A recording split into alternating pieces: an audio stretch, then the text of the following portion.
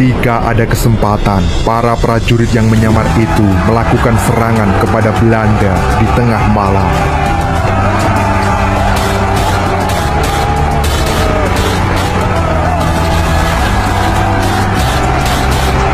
Meski sempat terkejut, Belanda mampu memukul mundur pasukan Mataram itu karena menang jumlah dan senjata.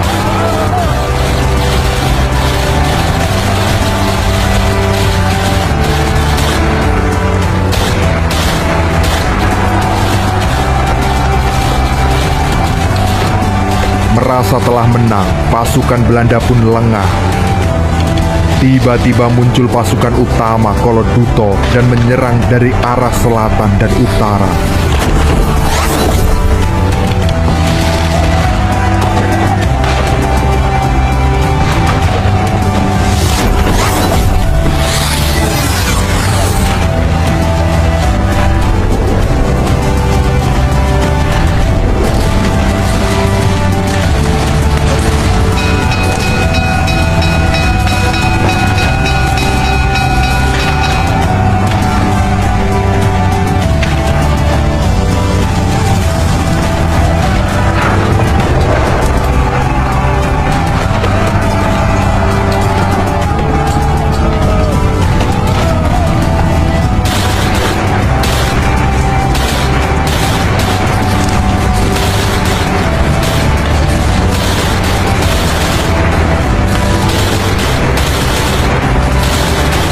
Meski sempat unggul, pasukan Koloduto harus mundur dan gagal dalam serangan itu karena mereka muncul tidak bersamaan dan pasukan Belanda mampu mengatasinya.